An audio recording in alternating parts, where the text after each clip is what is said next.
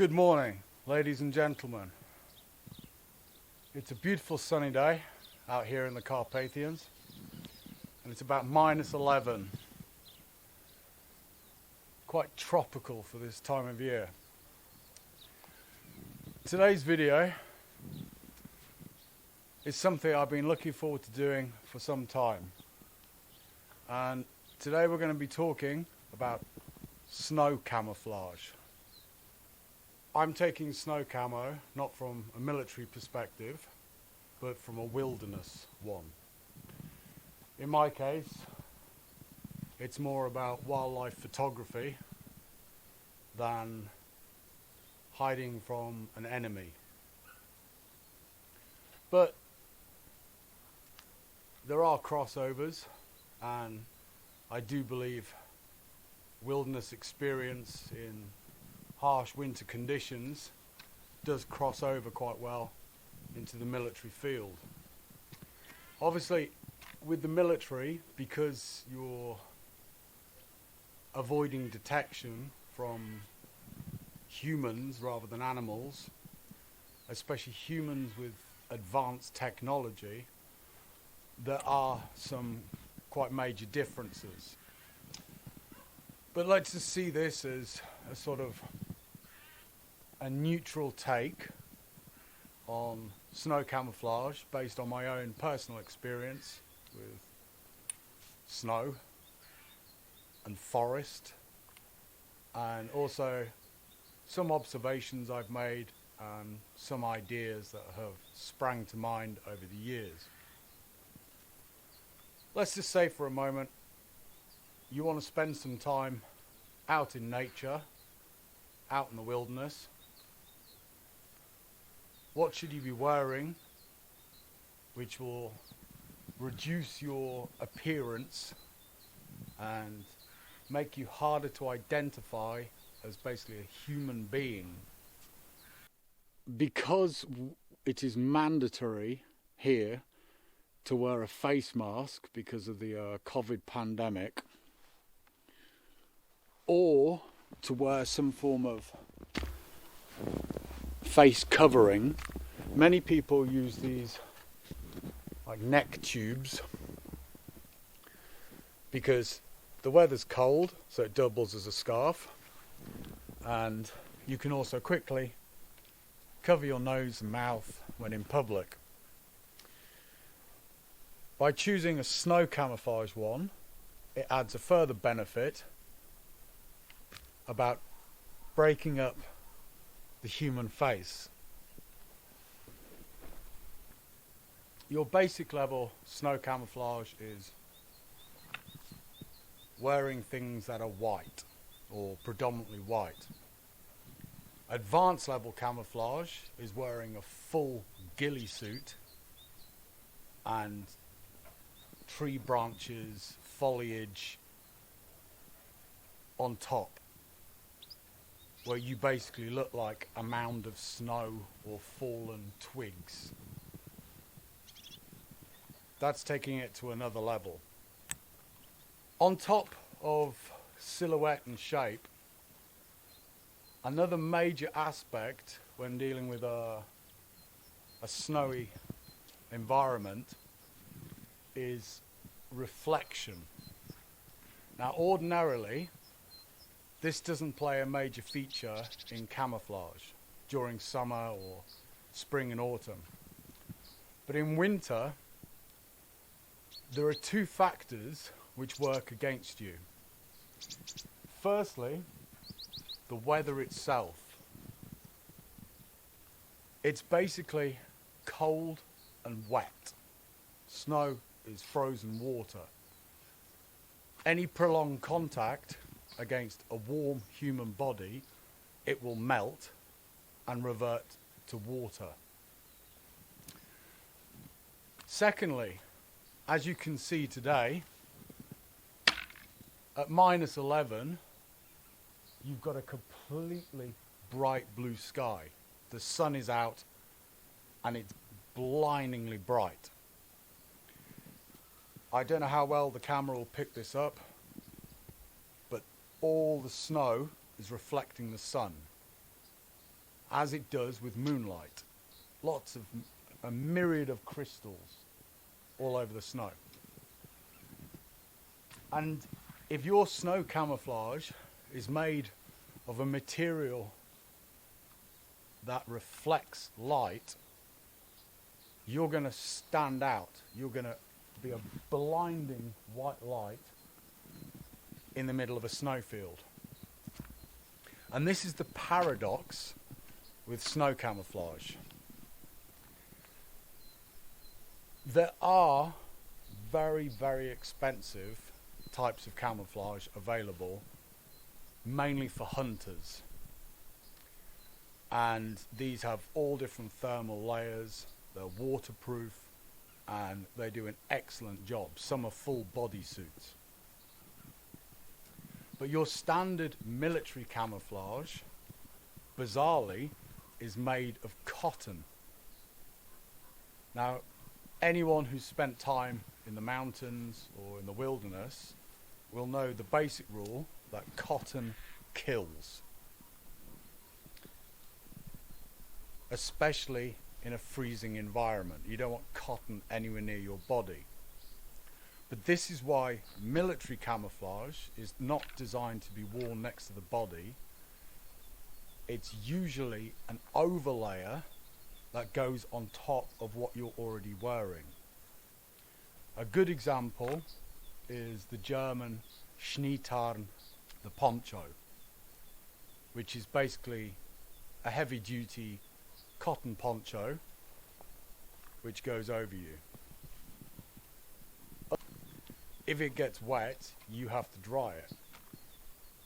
So while cotton garments are an excellent idea because they prevent rustle, there's a negative effect to that, in that when they get wet, they stay wet. Waterproof gear is generally made of man-made fibers, polyester, for example. It may contain a percentage of cotton, for example, 65% polyester, 35% cotton, but predominantly it will be man-made fiber. It also means it's not going to be as quiet to move around in as cotton. It's going to rustle. Now, if I was going out for a long walk in the snow and I wasn't trying to photograph animals, if I wasn't trying to hide from an invading army, I'd just wear salopettes, ski trousers, because they're waterproof, they're warm, and they're designed for long periods of use in the snow. Unfortunately, they go like that. And every animal in Christendom runs off before you get near it. So the other option is to use the military concept of having, say, a thick fleece or wool underlayer, and on top of that a cotton smock or over trousers using snow camouflage. The next difference between the military and the wilderness style of snow camouflage is the military now focuses on digital camouflage, and there are several digital patterns which look really cool, and they're also starting to be incorporated in civilian camouflage, for example for hunters. What colours to use for snow camouflage? Now this seems an illogical question at first. Surely you wear white. Well, if you take a little look at the wild environment behind my property, you will see that white is the predominant colour. but it's not universal. Certain snow camouflages work better than others. For example, the Germans seem to have two main types of schneetarn, snow camo.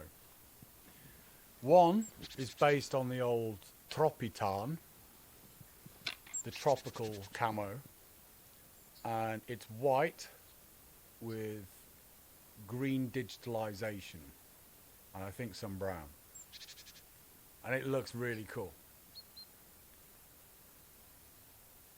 The second form is like the smock I described, which has little bursts of sort of pastel green every so often. Rather than having all white, it is good to break up your camouflage white with little patches of some dark colour. For example,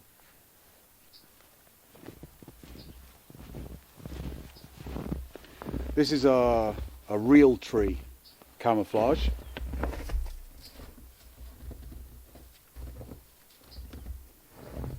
And it's basically white with what are supposed to be tree trunks and branches. This type of camouflage is more fitting for this environment. It's a civilian camouflage, sort of a, I think, realtree or mossy oak type. And if you spend time in forest and around forest, this helps break up your shape more for wildlife. These are, I think, Ranger urban BDUs.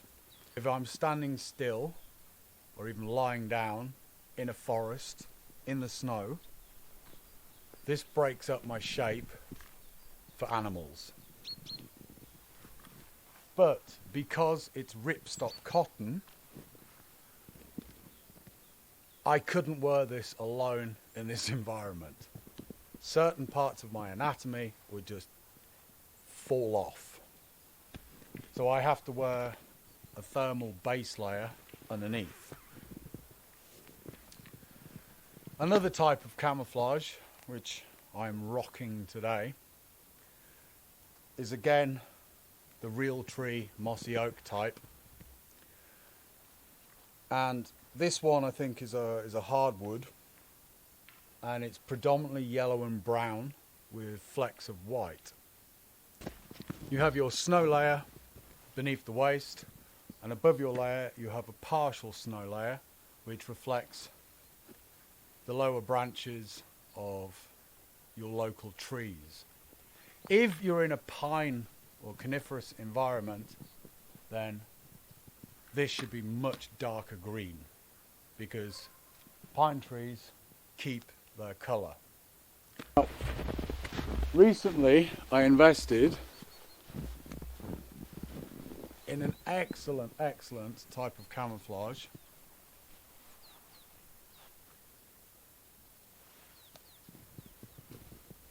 This is Russian Siberian pattern.